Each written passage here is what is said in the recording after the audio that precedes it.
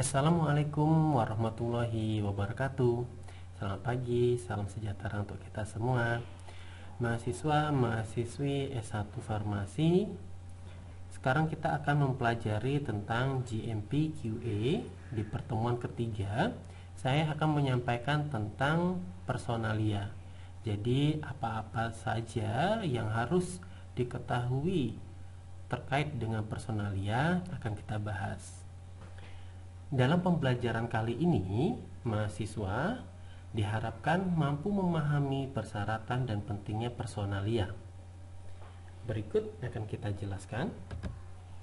Personalia, pada prinsipnya, dalam membuat obat yang benar itu harus mengandalkan sumber daya manusia. Nah, sumber daya manusia ini harus terkualifikasi baik dari jumlahnya yang memadai untuk melaksanakan tugas dari industri farmasi tersebut. Setiap personalia mempunyai tanggung jawab individual yang jelas dan dipahami oleh setiap masing-masing serta harus didokumentasikan.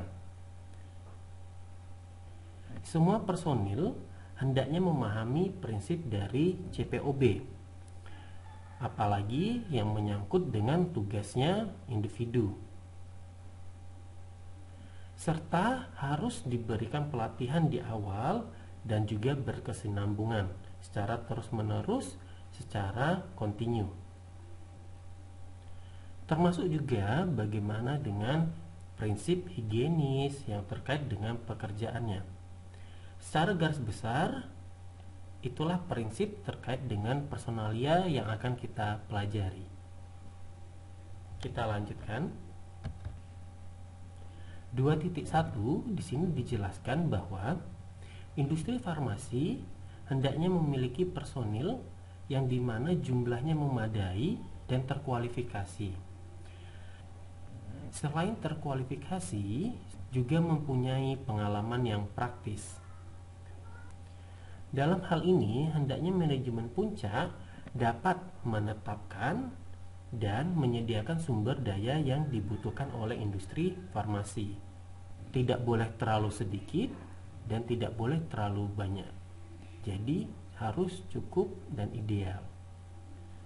Setiap personil itu tidak boleh dibebani tanggung jawab yang berlebihan. Kenapa? Karena dengan beban yang terlalu besar atau yang berlebihan akan mempengaruhi dari kinerja dari personil tersebut, sehingga dapat menimbulkan risiko terhadap kualitas kinerjanya. Kita langsung ke 2.3. Tugas spesifik dan wewenang dari personil pada posisi penanggung jawab hendaknya ditulis dalam uraian tugasnya. Tujuannya apa? Agar tidak ada tumpang tindih tanggung jawab pada tugas dari masing-masing personalia. Apakah tugas mereka boleh didelegasikan? Boleh saja, namun dengan ada catatan bahwa memiliki tingkat kualifikasi yang memadai. Selanjutnya, personil kunci. Siapa saja yang dimaksud dengan personil kunci? Nah, manajemen puncak hendaknya menunjuk personil kunci, yaitu ada 3. Yang pertama, kepala produksi, kedua, kepala pengawasan mutu, dan yang ketiga, yaitu kepala pemastian mutu. Personil kunci tersebut harus dijabat oleh apoteker yang penuh waktu bekerja di industri tersebut. Setiap personil kunci harus mempunyai sifat yang independen, tidak terpengaruh antara satu dengan yang lainnya. Dan hendaknya personil tersebut tidak mempunyai kepentingan yang lain sehingga dapat menimbulkan konflik di dalam industri tersebut. Cukup jelas ya. Kita lanjut ke slide selanjutnya. Nah, ini adalah tugas mandiri untuk mahasiswa. yaitu siapa sih yang dimaksud dengan mereka ini? Yang pertama, kepala pemastian mutu, kedua, kepala produksi, ketiga, kepala pengawasan mutu. Selanjutnya, tugas mereka apa sebenarnya dari ketiga ini? Pastinya ada spesifikasi masing-masing dari ketiga personil kunci ini. Silahkan dipelajari secara mandiri. Kita lanjut ke slide selanjutnya ya. Terkait dengan pelatihan dari personalia, industri farmasi hendaknya mengadakan pelatihan bagi seluruh personilnya. Yaitu di sini sudah disebutkan kenapa harus diberikan pelatihan kepada seluruh personil, karena pelatihan ini akan berdampak kepada mutu dari suatu produk yang akan dihasilkan. Kita lanjutkan. 2.11. Selain pelatihan dasar yang telah diberikan oleh industri, sebaiknya pelatihan bagi personel baru hendaknya juga diberikan terkait dengan pelatihan sesuai dengan tugas yang akan diberikan kepadanya. Pelatihan ini bersifat berkesinambungan. Dari hasil pelatihan, catatan pelatihan hendaknya disimpan oleh industri dan juga personalia individu masing-masing. Oke, kita lanjutkan.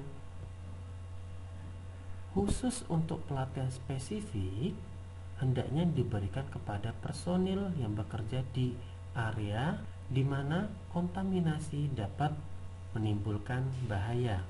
Misalnya area bersih. Selanjutnya ada area yang berpotensi tinggi terhadap kejadian toksik, bertujuan untuk menzerokan terjadinya kontaminasi. Terkait dengan pengunjung ataupun personil yang tidak mendapatkan pelatihan, sebaiknya tidak masuk ke dalam area produksi ataupun laboratorium pengawasan mutu. Namun, bila tidak dapat dihindari, lebih baik mereka diberi penjelasan terlebih dahulu sebelum memasuki ruangan serta dibutuhkan pengawasan yang ketat yang tidak mendapatkan pelatihan tadi. Begitu ya. Kita lanjut ke slide selanjutnya. Terkait dengan narasumber dari pelatihan, hendaknya adalah orang yang sudah terkualifikasi sesuai dengan bidangnya. Begitu ya. Kita lanjutkan ke slide selanjutnya. Higienis dari perorangan. Program higienis yang rinci hendaknya disiapkan dan disesuaikan dengan berbagai tempat kebutuhan di pabrik tersebut. Jadi kebersihan dan kesehatan dari personil itu harus diperhatikan. Setiap prosedur hendaknya harus dipahami dan dipatuhi secara ketat oleh setiap personil. Nah, pelaksanaan program higienis ini hendaknya tetap harus dalam pengawasan manajemen. Gitu ya. Kita lanjut ke slide selanjutnya. Pada saat perekrutan, semua personil hendaknya menjalani pemeriksaan kesehatan. Karena apa? Harus diketahui bahwa kesehatan personil dapat mempengaruhi dari mutu suatu produk industri. Setelah proses pemeriksaan di tahap awal, hendaknya industri juga melakukan pemeriksaan kesehatan secara berkala. Kesehatan personil sangat diperlukan. Selanjutnya di sini jelas, yaitu hendaknya diambil tindakan untuk memastikan bahwa tidak ada orang yang berpenyakit menular atau memiliki lesi yang terbuka pada tubuh yang terlibat dalam proses pembuatan obat. Hal ini dikhawatirkan penyakit menular itu akan masuk ke dalam zat aktif obat ataupun proses proses dapat mengkontaminasi dari obat yang akan diproduksi gitu ya. Kita lanjut ke 2.19. Dalam area pembuatan, hendaknya setiap personil harus menggunakan pakaian pelindung sesuai dengan kegiatan yang akan dilakukan oleh personil tersebut. 2.20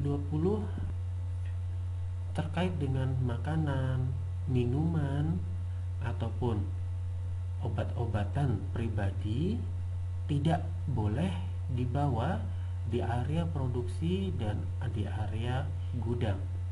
Pada intinya, dilarang melakukan kegiatan yang tidak higienis di dalam area pembuatan ataupun di area lain yang dapat mempengaruhi mutu dari suatu obat.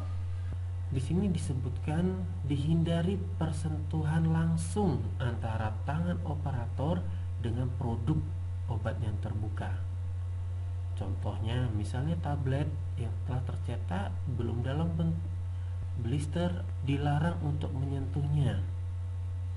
Selain itu juga dilarang menyentuh peralatan yang dimana peralatan tersebut bersentuhan langsung dengan produk dari obat. Kita lanjut ke konsultan.